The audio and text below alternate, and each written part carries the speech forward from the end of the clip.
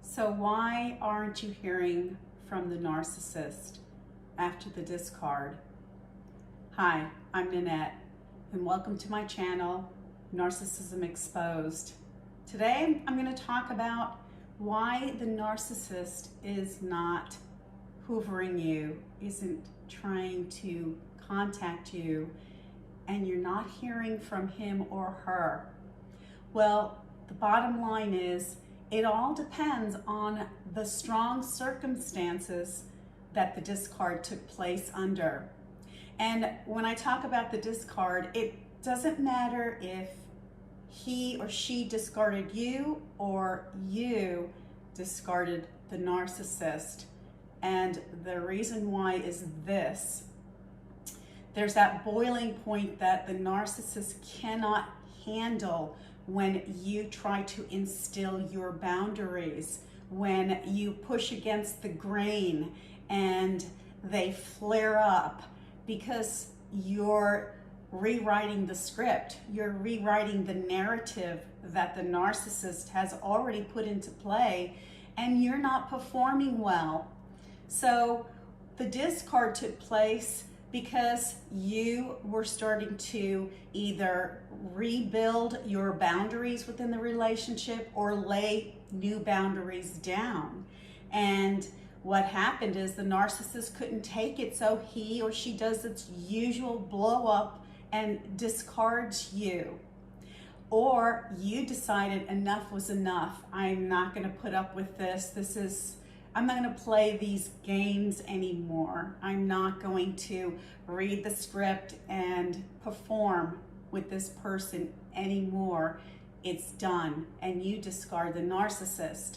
The bottom line or end result is that you're no longer tolerating their baloney.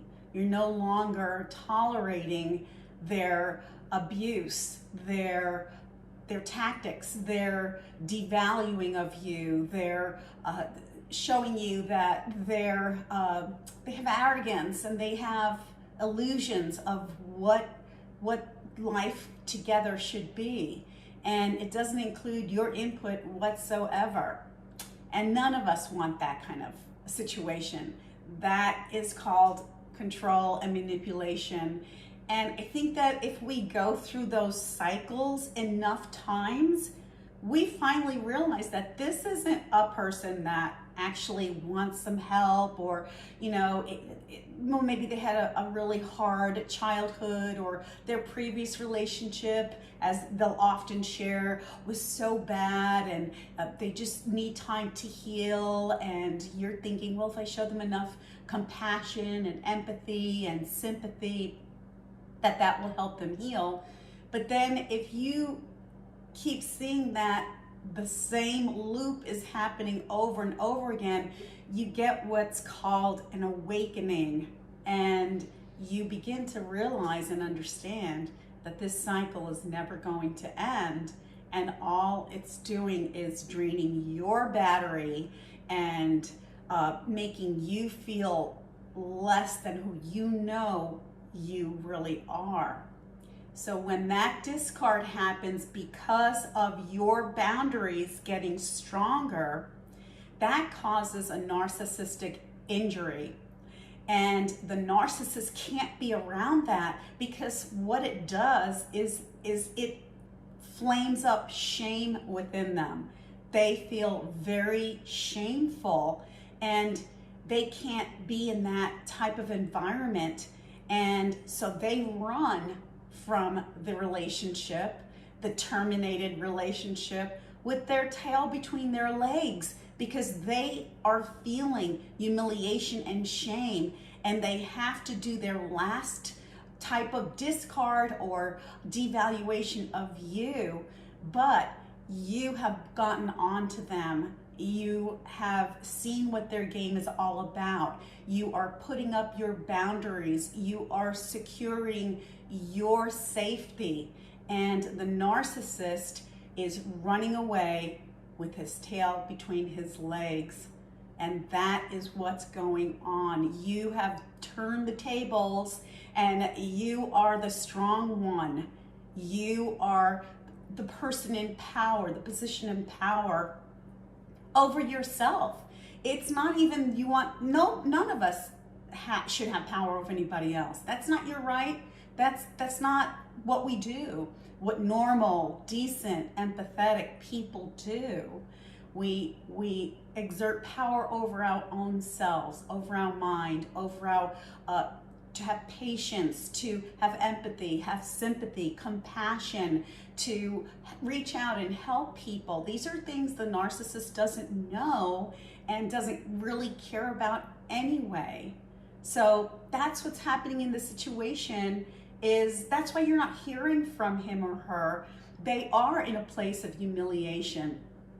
They have been called out with you putting up your boundaries. In my personal experience, it was just before, about a week before Thanksgiving, and his family put out a group email announcing where the Thanksgiving celebration was going to be.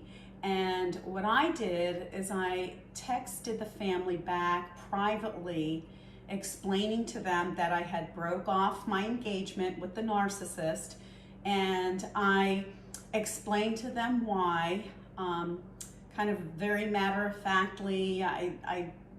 There was no animosity or anger or anything like that, just letting them know that I appreciated them as a family and I thought they were all wonderful, but I was no longer going to be in an abusive relationship. And the response was so mind-blowing. It was really incredible, because none of them were actually surprised. In fact, one of his nieces said that, "Nanette, you're an extraordinary woman. You deserve somebody on the same page as you. We really thought you could help our uncle." I was amazed. And so the point being is that the narcissist really isn't fooling anybody. They're not fooling everybody, I should say. They are fooling some people, like the flying monkeys and minions, but there are a lot of very good people in the world, even in families of narcissists, that they see what's really going on. And a lot of them don't know how to deal with that person, so they just kind of tolerate them and put up with them at family get-togethers. And so yeah, they're not fooling everybody at all. They are under an illusion, that alternate reality of everything I do is showing what a great person I am, and I have everybody fooled. I'm telling my lies, doing my deceitful things, and I've got everybody in the narrative just where everyone needs to be. But that's really not what's happening, and it's a really sad situation, a sad place for these narcissists in their head, where they really think that they're fooling so many people.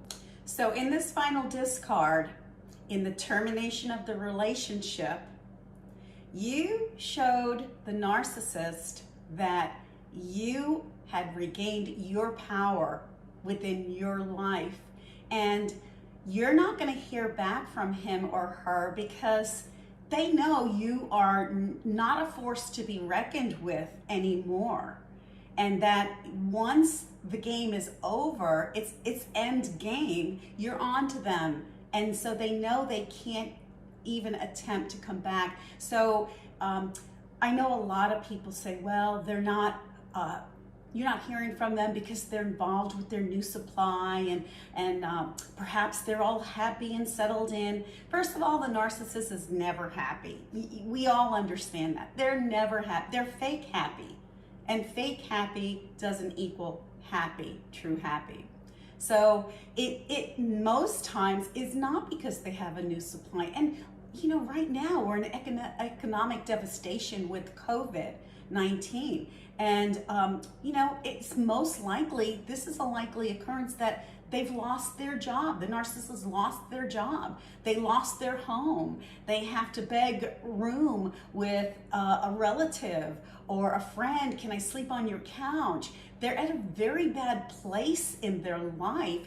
So where they were trying to destroy your life and bring you down, and you finally call them on it, and you terminated that relationship for the final time, that brought on their own demise.